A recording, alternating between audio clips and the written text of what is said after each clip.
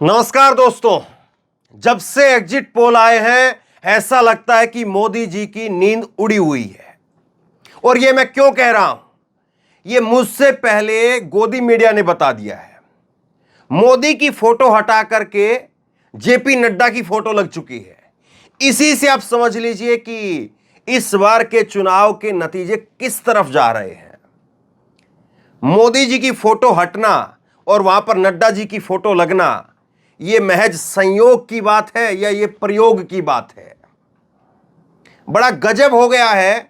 और मैं आपको दिखाता हूं कि पिछली बार 2018 में जब एग्जिट पोल आए थे तो 7 कंपनियों में से जो 3 कंपनियों के जो एग्जिट पोल थे वो बिल्कुल सटीक साबित हुए थे।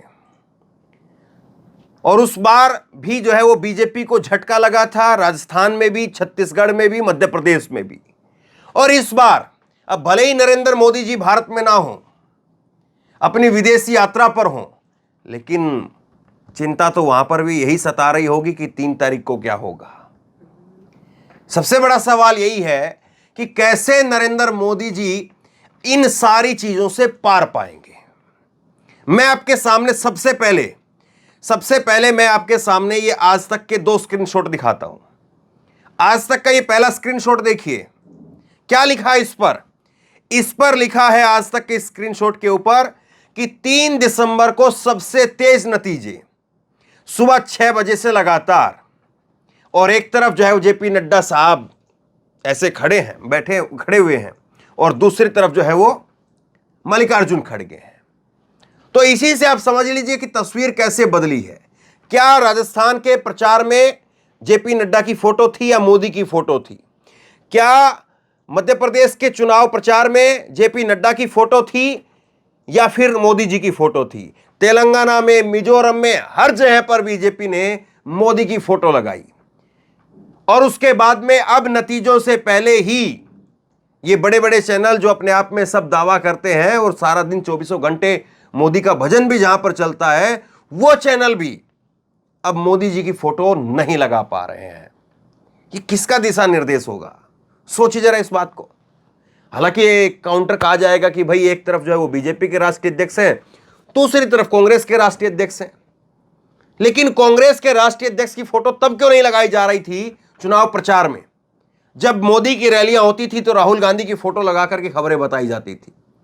और अब राहुल गांधी की फोटो कोई क्यों नहीं लगा रहा है जब चुनाव के नतीजे वो आने वाले हैं और एग्जिट पोल के नतीजे हमारे सामने आ गए हैं। सबसे पहले मैं बिना देरी के आपको यह दिखाता हूं 5 राज्यों का जो एग्जिट पोल है उसका महापोल क्या कहता है। 7 एजेंसियों का सर्वे हुआ है और 7 एजेंसियों के सर्वे में आप मध्य प्रदेश से देखिए। मध्य प्रदेश में 230 सीटों में से 116 सीट बहुमत के लिए चाहिए। 2018 का नतीजा नीचे से पीली पट्टी से देखिए।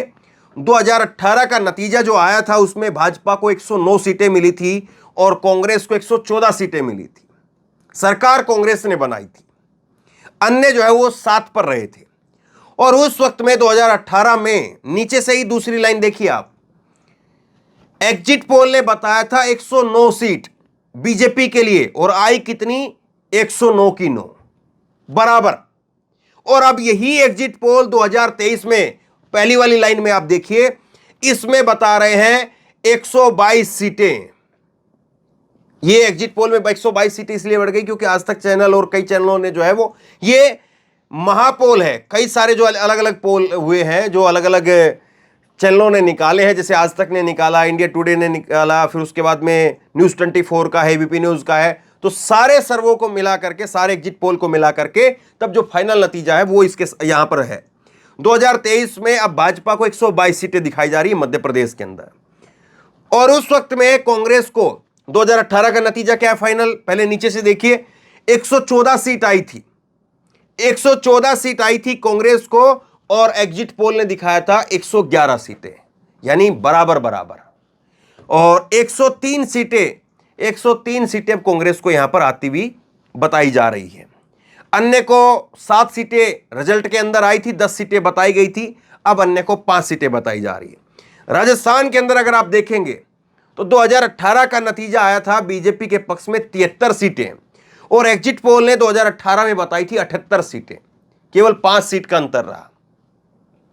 और अब वही एग्जिट पोल जो है वो बीजेपी को बता रहे हैं 106 सीटें, 106 सीटें।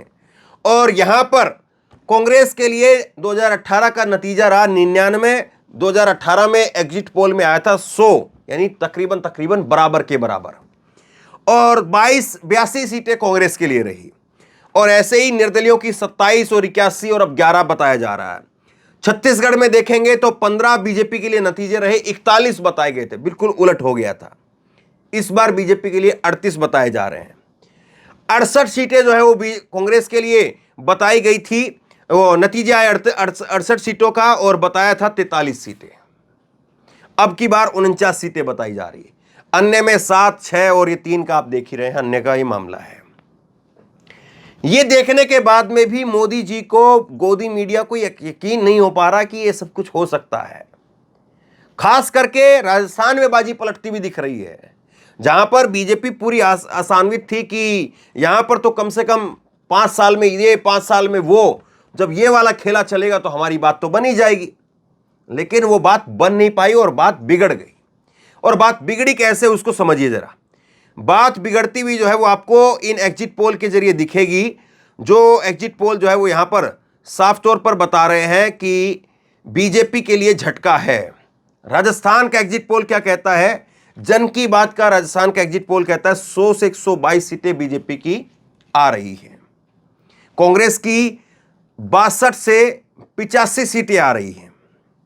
और अन्य के खाते में जो है वो जीरो जाता हुआ यहां पर दिख रहा है। टाइम्स नाउ की जो है वो 110 से 128 सीटें आ रही हैं बीजेपी के लिए, और कांग्रेस के लिए 56 से 72 सीटें आ रही हैं। 100 से 110 सीटें वो बीजेपी के लिए आती हुई दिखाई दे रही TV9 के एग्जिट पोल में, और 90 से 100 जो है वो कांग्रेस के लिए आती हुई दिखाई दे रही है। इंडिया टीवी के 111 और 74 आता हुआ यहां पर नजर आ रहा है। मतलब एग्जिट पोल ने बीजेपी को बढ़त दिखाई है, लेकिन मोदी जी को अभी भी यकीन नहीं है। और एग्जिट पोल में बढ़त बताने के बाद यही चैनल, क्योंकि आज तक चैनल ही है जिसने सबसे ज्यादा 162 सीट दी हैं बीजेपी को मध्य प्रदेश में, और किसी चैनल ने नहीं दिया है। लेकिन वही आज तक चैनल नड्डा जी की फोटो लगा रहा है। यहां पर तो चावल से लेकर के चीनी तक, 5 रुपए के पैकेट से लेकर के 50 रुपए के पैकेट तक, हर जगह तो मोदी जी की फोटो है साहब। अब आप कहेंगे कि नहीं, दो बातों को, अलग अलग बातों को मिक्स कर रहे हैं। एक बात संगठन की बात है, एक बात सरकारी स्कीम की बात है। तो संगठन की बात और सरकारी स्कीम की बात एक कैसे हो जाएगी? अलग अलग ही रहेगी। बिल्कुल सही बात है, लेकिन ये प्रचार में बीच में कहां पर मिक्स हो जाती है? प्रचार में संगठन क्या कहां पर दिखाई नहीं देता है? प्रचार में मोदी ही सब कुछ है। और अभी भी जो है, अभी भी इतना सब कुछ हो जाने के बाद में भी बीजेपी जो है वो आशान्वित नहीं है, और इसीलिए जेपी नड्डा की फोटो जो है वो दिखाई दे रही है। मध्य प्रदेश में इंडिया टुडे एक्सिस का जो सर्वे है वो कहता है 106 से 116 सीटें। कांग्रेस के लिए 111 से 121 सीटें यहां पर दिख रहे हैं। जी न्यूज का सर्वे कहता है 118 से 130 सीटें। 97 से 107 सीटें कांग्रेस के लिए यहां पर बताई जा रही हैं।